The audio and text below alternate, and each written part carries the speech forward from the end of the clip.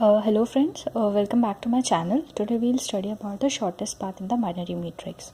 So our objective is to find the shortest path in a matrix from 0, 0 cell to r minus 1 c minus 1 where r is the number of rows and c is the number of columns. ठीक है, तो हमें एक binary matrix दी हुई है और जिसमें हमें 0, 0 से r माइनस 1 c माइनस 1 मतलब फर्स्ट सेल से लेकर लास्ट सेल तक का शॉर्टेस्ट पाथ जाने का शॉर्टेस्ट पाथ फाइंड करना है. ठीक है, और हमें ये भी दिया हुआ है कि we can move in 8 directions and because it is binary matrix so 0 जो है वो रिप्रेजेंट करेगा कि फ्री सेल है, मतलब हम उस सेल के थ्रू मूव कर सकते हैं. एंड जो 1 है वो रिप्रेजेंट करेगा कि ऑब्स्टिकल है. ऑब्स्टिकल मतलब कि हम उस सेल के थ्रू मूव नहीं कर सकते, मतलब आगे नहीं बढ़ सकते. जैसे इस सेल से इधर नहीं जा सकते. ओके, नाउ एग्जाम्पल के थ्रू इसे और अच्छे से समझने की कोशिश करते हैं. जैसे 2x2 की मैट्रिक्स दी हुई है तो हमें 0, 0 से 1, 1 तक का पाथ शॉर्टेस्ट पाथ निकालना है क्या हो सकता है.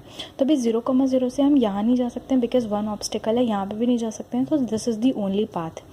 तो अब हम डायगनली मूव करेंगे तो 0, 0 से ये 1, 1 तक का शॉर्टेस्ट डिस्टेंस क्या होगा, 1 और 2 सेल्स तो उसका शॉर्टेस्ट डिस्टेंस 2 हो गया. ठीक है, अभी हमें 3x3 की मैट्रिक्स दी हुई है.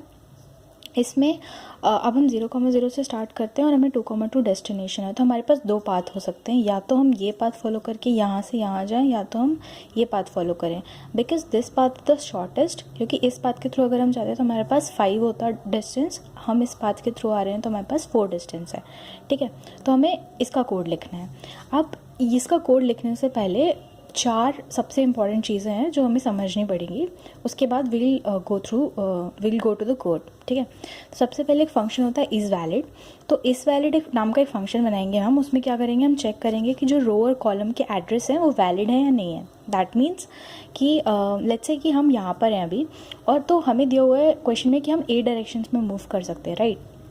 बट अगर हम यहाँ पर हैं तो हम सिर्फ 1, 2 और 3 सेल्स में मूव कर सकते हैं. 8 डायरेक्शन का वहाँ पे कोई काम नहीं है. तो लेट्स से कि अगर हम ये कोई जो इसके ऊपर एड्रेस है उसको एक्सेस करने की कोशिश करेंगे तो हमें एरर आ जाएगी या फिर सेगमेंटेशन फॉल्ट आ जाएगा. ठीक है, अगर हम बाइनरी मैट्रिक्स के बाहर का एड्रेस यूज़ करने की कोशिश करेंगे तो हमें इसके लिए एक चेक लगाना पड़ेगा कि जो सेल हम जो सेल हम एक्सेस करने जा रहे हैं वो एड्रेस वैलिड है भी या नहीं. तो जो इस वैलिड फंक्शन है वो यही चेक करके हमें रिटर्न करेगा. ओके, नाउ 2 एरे बनाएंगे. 2 एरे, एक करेगा रो नम और एक कॉलम नम. तो इसका मैं आगे समझाऊंगी कि रो नम और कॉलम नम नाम के अरेज का क्या यूज़ होगा. और दूसरी चीज़ है ट्रावर्सिंग द मैट्रिक्स. ठीक है, अब हम मैट्रिक्स को या जो मैट्रिक्स दी हुई है ट्रावर्स भी करना पड़ेगा. तो ट्रावर्सल के लिए हम क्या यूज़ करेंगे, breath first search, that is BFS. ठीक है, और एक विजिटेड एरे हम बनाएंगे. तो याद रखो, जब भी हम BFS या DFS का यूज़ करते हैं तो हम एक विजिटेड एरे बनाते हैं. तो जो विजिटेड एरे क्या होगा, विजिटेड एरे में हम इनिशियलाइज करेंगे पूरी वैल्यू फॉल्स है, मतलब कि कोई भी नोड विजिट नहीं हुई है, और जैसे जैसे नोड विजिट होती जाएगी तो हम उसकी वैल्यू ट्रू सेट करते जाएंगे. ओके, नाउ अब हम आते हैं कि जो 2 अरेज जो हमने बोले थे रो नम और कॉलम नम, वो क्या करेंगे. तो अभी जो फिगर देख रहे हो I, J, लेट्स से कि एक सेल है I, J जिसका एड्रेस है.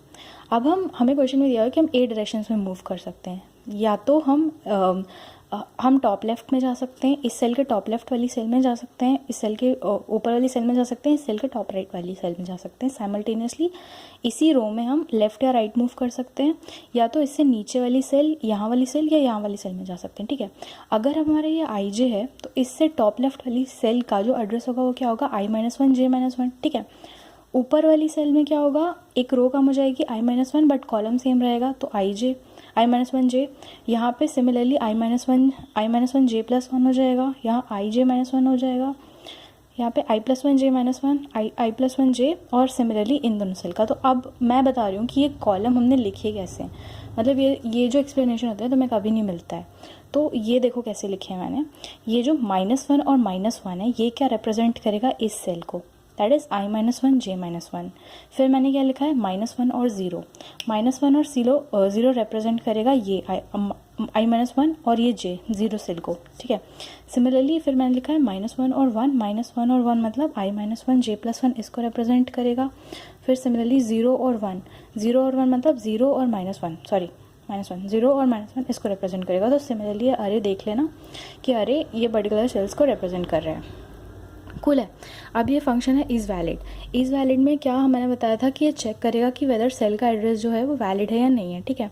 तो जो बूलियन इज़ वैलिड फंक्शन लिखा मैंने, ये जो रो और ये कॉलम है, ये रो और कॉलम हमारे करेंट सेल का रो और कॉलम नंबर होंगे, और आर और सी हमने क्या बोला था, नंबर ऑफ रोज इन हमारी matrix and C is the number of columns. तो ये, तो अभी हम इसको चेक करने के लिए क्या करेंगे कि जो हमारी रो की वैल्यू है वो लेस है आर से, जो कॉलम की वैल्यू है वो हमारे कॉलम के अपर बाउंड से कम है, रो ग्रेटर दैन इक्वल टू 0 है, और अगर कॉलम ग्रेटर दैन इक्वल है, मतलब ये चारों चीज़ अगर सेटिस्फाई हो रही है तो हम ट्रू रिटर्न कर देंगे, अदरवाइज फॉल्स, मतलब कि हम इस एड्रेस को एक्सेस नहीं कर सकते, अदरवाइज वो हमें सेगमेंटेशन फॉल्ट दे देगा। तो अभी तक हम क्या क्या कर लिया है, हमने इज़ वैलिड कर लिया है और हमने 2 अरे समझ लिए कि क्या होते हैं, विजिटेड अरे भी हमने समझ लिया है। तो लास्ट स्टेप हमारे पास बची है traversing the matrix using BFS। सो अब देखते हैं, ठीक है। ठीक है, तो अभी ट्रैवर्सिंग द मैट्रिक्स देखते हैं यूजिंग BFS। तो यहाँ पे हमने क्या किया, हमने एक BFS नाम का फंक्शन बनाया है। ये जो ग्रिड है ये मैट्रिक्स है, बाइनरी मैट्रिक्स जो हमें प्रोवाइडेड है। R is a number of rows in that matrix and C is a number of columns in that matrix, ठीक है। तो हमने सबसे पहले एक विजिटेड अरे को डिक्लेयर किया हुआ है। विजिटेड वही मतलब कि visited array is which will indicate whether the particular cell has visited before और नॉट, ठीक है। तो यहाँ पे हमने इसे डिक्लेयर कर दिया, और नीचे वाले इस लूप में i equals to R, I less than R और j लेस देन सी से हमने फॉल्स से इनिशियलाइज कर दिया, बिकॉज अभी तक हम एक भी वर्टेक्स विजिट नहीं कर रहे हैं, ठीक है। अभी जो क्यू दिख रही है ये इसको देख के डरना नहीं, आई मीन ये बहुत कॉम्प्लिकेटेड सा स्ट्रक्चर लग रहा है, but let me explain it to you step by step. तो इसमें जो अंदर वाला पैर है इंट कॉमा इंट, ये क्या स्टोर करेगा, ये स्टोर करेगा coordinate of our current cell, मतलब जिस सेल पे अभी हम फंक्शनिंग कर रहे हैं उस सेल का i, j। एंड ये जो इंट है, मतलब ये जो सेकेंड पैरामीटर है, ये जो इंट है ये क्या करेगा, ये स्टोर करेगा कि हमारा सोर्स से इस पर्टिकुलर सेल का डिस्टेंस क्या है, ठीक है। तो और इस देखो जो जब भी क्यू में हम कुछ दो चीज़ स्टोर करना चाहते हैं ना, तो उसे पेयर यूज़ करके करते हैं। तो सबसे पहले pair of int comma int coordinate store करेगा, और ये फिर ये जो दूसरी फील्ड होगी ये डिस्टेंस स्टोर करेगी, और फिर इसका भी पेयर, तो क्या हो जाएगा pair of parent comma int, ठीक है। तो देखो सबसे पहले हमने क्यू डॉट पुश, सो देखो ये जो कर्ली ब्रेसेस होते हैं ना, कर्ली ब्रेसेस से हम या तो कर्ली ब्रेसेस यूज़ कर सकते हैं या मेक अंडरस्कोर पेयर करके एक फंक्शन होता है उसे यूज़ कर सकते हैं। तो यहाँ पे मैंने शॉर्ट नोटेशन के लिए कर्ली ब्रेसेस यूज़ किए हैं। तो इसमें जो 0,0 है ये हमारा सोर्स का जहाँ से हम स्टार्ट कर रहे हैं उसके कोऑर्डिनेट्स हैं, एंड 1 जो है वो डिस्टेंस है सोर्स से, ठीक है। तो अभी हमने इसमें क्यू में सबसे पहले ये पुश कर दिया हमने, तो ये बाहर वाले पैर का ये कर्ली ब्रेसेस है, अंदर वाले पैर के लिए ये कर्ली ब्रेसेस और 0,0 and then 1 and then curly braces close and this. So this is the syntax, okay. उसके बाद हमने विजिटेड 0,0 को ट्रू सेट कर दिया, क्योंकि हमने ये वाली नोड अब क्यू में पुश कर दी है। तो जैसे जैसे हम नोड्स क्यू में पुश करते जाएंगे, राइट, तो हम उसके विजिटेड को ट्रू मार्क करते जाएंगे, ओके। तो अभी यहाँ पर देखो, यहाँ पर हमने Q while not Q dot empty किया, मतलब जब तक क्यू एम्प्टी नहीं हो जाती है, और यहाँ पे BFS प्रोसीजर लगाया है पूरा। तो ये जो ये लेकर यहाँ से यहाँ तक है ये स्टैंडर्ड BFS प्रोसीजर है। अगर BFS देखना है कि मैट्रिक्स में कैसे लगाते हैं, ग्राफ में कैसे लगाते हैं, तो उसके लिए मैं अलग से एक वीडियो बनाऊंगी, तो वो देख लेना है, ठीक है। तो यहाँ पे मैं अभी ऊपर से ही समझाऊंगी कि BFS क्या होता है, ज़्यादा डेप्थ में नहीं रहूँगी। तो सबसे पहले क्या किया हमने, क्यू का साइज़ ले लिया कि अभी क्यू में कितना साइज़ है, नोट्स कितनी है अभी। तो यहाँ पे क्यू डॉट फ्रंट, क्योंकि हमने क्यू में क्या स्टोर करा है, pair of parent comma int, तो यही पी में ये क्यू डॉट फ्रंट को स्टोर करा लिया, और जो पॉइंट्स हैं वो हमारे पी डॉट फर्स्ट में है, मतलब ये जो P है, ये जो अभी अंदर का आर्गूमेंट आया उसके P डॉट फर्स्ट में अलग पेयर स्टोर है, जिसमें हमारे करंट सेल के कोऑर्डिनेट स्टोर हैं। तो वो हमने P में स्टोर करा लिया, ठीक है, सॉरी पॉइंट्स में स्टोर करा लिया P डॉट फर्स्ट को, ठीक है, which will be storing the values of cell मतलब कोऑर्डिनेट्स ऑफ सेल, ठीक है। उसके बाद हमने Q से पॉप कर दिया। अब हम क्या देखेंगे, अब हम ये देखेंगे कि जो पॉइंट हमारे पास आया है, मतलब जैसे अभी हम एक्सेस करने वाले हैं, वो हमारा डेस्टिनेशन पॉइंट है या नहीं। तो मतलब अगर ये हमारा डेस्टिनेशन पॉइंट होता है, मतलब अगर पॉइंट का फर्स्ट मतलब x कोऑर्डिनेट r-1 के इक्वल होता है, और जो सेकेंड कोऑर्डिनेट है मतलब y कोऑर्डिनेट वो c-1 के इक्वल होता है, तो हम क्या कर देंगे p डॉट सेकेंड मतलब कि ये जो डिस्टेंस हमने स्टोर कराया था मतलब पेयर में वो हम रिटर्न कर देंगे, तो हम रिटर्न कर देंगे p डॉट सेकेंड, ठीक है। तो इतना समझ में आ गया। उसके बाद हम क्या करेंगे, अब हम i इक्वल्स टू 0 से i लेस देन 8 तक ट्रावर्स करेंगे, और एक टेम्प्रेरी रो और टेम्प्रेरी कॉलम करके कॉलम करके एक वेरिएबल्स बना लेंगे। तो जो पॉइंट डॉट फर्स्ट है, मतलब ये जो x कोऑर्डिनेट है, ये हमारे करंट सेल का x कोऑर्डिनेट है, और रो नम i, अब देखो रो नम i क्या इंडिकेट करेगा, तो यहाँ पे मैंने 2 अरे डिक्लेयर किए थे पहले, रो नम और कॉलम नम।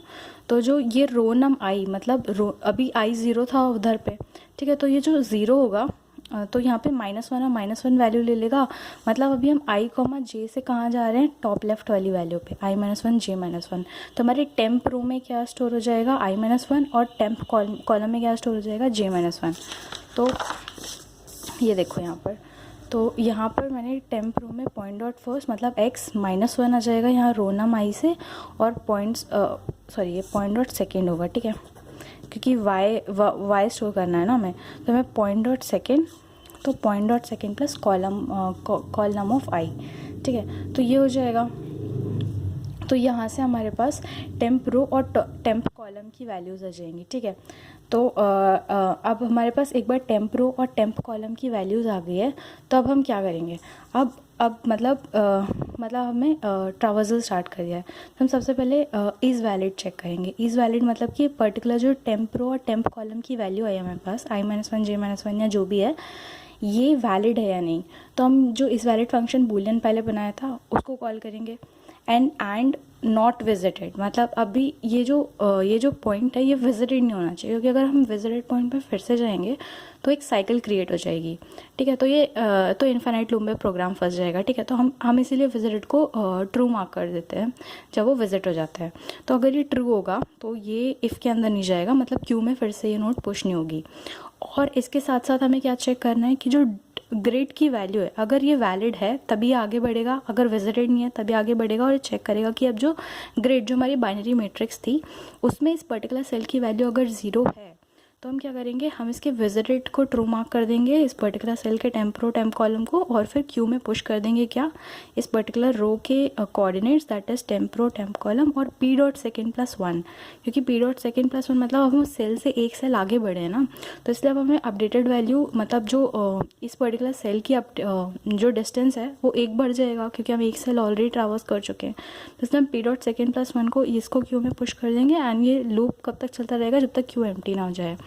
अगर इतना करने के बाद भी अगर हमें वैल्यू नहीं मिल रही है, मतलब अगर हम डेस्टिनेशन पे रीच नहीं कर पा रहे हैं किसी प्रोसेस से, तो हम -1 रिटर्न कर देंगे, ठीक है। तो ये था प्रोग्राम। और अगर इस जो पर्टिकुलर कोड है ये अभी कंप्लीट नहीं है, मैंने इसको मेन करके मतलब इसमें मेन नहीं समझाया। और एक जो बेसिक कंडीशन होती है वो, जैसे अगर हमारा सोर्स ही अगर 1 है या डेस्टिनेशन ही अगर 1 है तो हम -1 रिटर्न करना है। तो ये सब मैंने उस कोड में हैंडल किया है, जो जिसका लिंक मैंने मतलब ब्लॉग का लिंक मैंने इस वीडियो के लिंक डिस्क्रिप्शन में पोस्ट कर दिया है।